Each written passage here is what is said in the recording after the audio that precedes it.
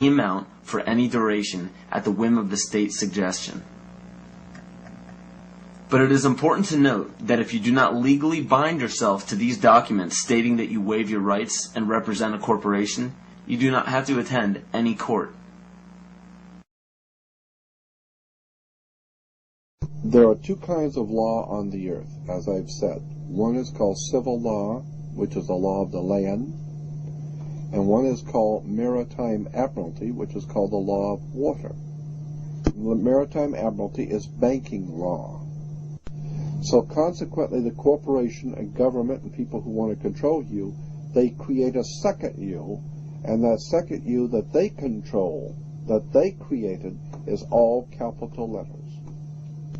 Check it out. Anytime you get a bill, get a lawsuit, you get a fine, a ticket, somebody sends you a bill from the Department of Water and Power, check it out on your driver's license, on your Social Security card, on your insurance cards.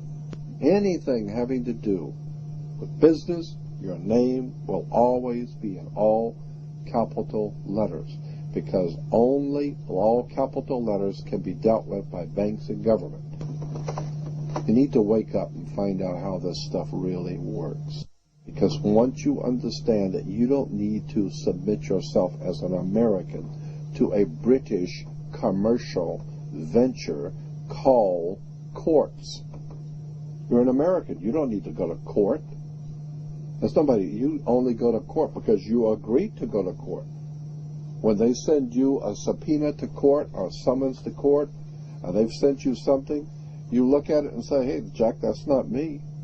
That's in all capital letters. All capital letters is a corporation. Those who are charged under these maritime admiralty courts usually don't understand that they are voluntarily being fined and imprisoned. When a judge calls your name and asks if you are that name, those who say yes are verbally agreeing to represent the artificial person that the name represents. In doing so, you are voluntarily waiving your rights under the Constitution. Your absolute rights as natural persons are the right to life, security, and property. And all of these are very important. Remember that you can never be deprived of these simple rights unless you are willingly waiving them. But you need to understand your rights if you want to be protected under them. When sustainable development is knocking down your door for the right to your property, you need to understand your inherent right to your property, which extends from the visible surface to the center of the earth. But please note that these steps are simply the beginning. They merely treat the symptoms instead of attacking the root.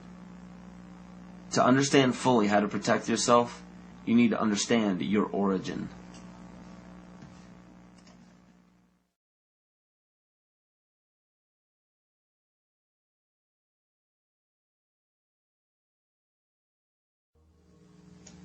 The true history of this planet has been stifled from the top down. Since the inception of monotheism and the ridicule as well as outlaw in specific cultures of all pagan religions and practices, a lie has been forced upon all civilizations. You have to wonder why powerful empires were threatened enough by paganism to make the practice of such religions punishable by death. This threat didn't end during the Roman Empire. Take a look at how the founders of America, by mandate of Great Britain, wiped out Native American tribes indiscriminately. Great Britain has also shown some of the most brutal forms of genocide in Africa, India, New Zealand, New Guinea, and many other locations in which pagan tribes still existed. East Timor suffered from one of the most brutal genocides in all of history and was fueled by the United Nations and the United States funding during the Carter administration. Ford and Kissinger visited Jakarta, I think it was December 5th. We know that they had requested that Indonesia delay the invasion until after they left because it would be too embarrassing. And within hours, I think, after they left, the invasion took place on December 7th. What happened on December 7th in 1975 is just one of the great evil deeds of history. Early in the morning, bombs began dropping on Dili. The number of troops that invaded Dili that day almost outnumbered the entire population of the town. And for 2 or 3 weeks, they just killed people.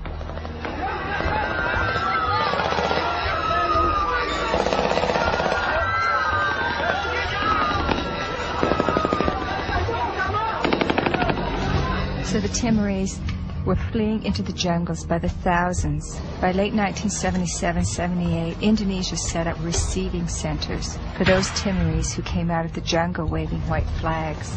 Those the Indonesians thought were more educated or who were suspected of belonging to Frelimo or other opposition parties were immediately killed. They took women aside and flew them off to Dili in helicopters for use by the Indonesian soldiers. They killed children and babies. But in those days, their main strategy and their main weapon was starvation. By 1978, it was approaching really genocidal levels. The church and other sources estimated about 200,000 people killed. The U.S. backed it all the way. The U.S. provided 90% of the arms. Right after the invasion, arms shipments were stepped up. When the Indonesians actually began to run out of arms in 1978, the Carter administration moved in and increased arms sales. And other Western countries did the same. Canada, England, Holland, and everybody who could make a buck was in there trying to make sure they could kill more Timorese. The last thing that the ones in power want is a sovereign group or tribe setting a positive example for others. It is important to note that followers of monotheistic religions are not to blame, just as not all members of Freemasonry, intelligence agencies, fraternal orders, or political organizations are part of the esoteric agenda that is being carried out in all upper echelons of society. And it's difficult for people to comprehend, but paganism is no more dangerous than understanding surgical procedures. The knowledge can be very useful when applied properly, yet it can also have very detrimental effects if misused or abused. Understand that most all of these problems are not by mistake, but by design. Most people do not understand how colors, shapes, catchwords and phrases, and biological timings are all used as talismans to affect humanity on an emotional and spiritual level. Colors are used hypnotically in every news channel and corporate advertisement. Fast food chains typically use vibrant reds, yellows, and whites in their restaurants to cause the customers to feel hurried and restless. This helps the customers filter in and out quicker to make for more customers. Fine dining restaurants, on the other hand, use very earthy, natural colors such as soft greens, blues, and browns to calm the senses and to make for a more lengthy and peaceful meal. And the same goes for the music that is played at these establishments. Specific musical notations and progressions can give relaxing or exciting stimuli to the body without our knowledge. The music industry goes even further and uses natural rhythms of the heart to map out the tempo of pop songs. This is why 72 beats per minute is used very frequently in pop music. Music is not a product of culture. In 1986, the National Academy of Science found that infants prefer consonant sounds such as perfect fifths rather than dissonant ones. This is just a small example of our natural ability to understand sound.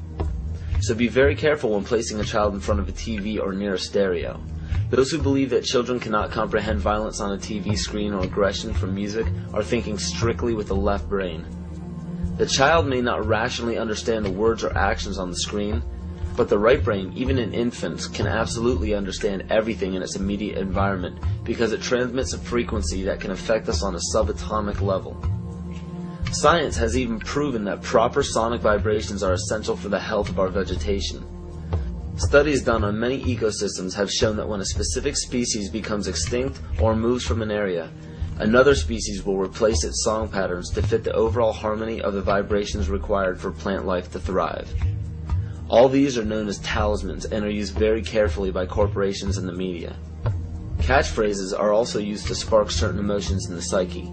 When the average person hears the words terror, bombing, gunshots, murder, war, assassination, and so on, the body and the mind respond with heightened alertness and caution.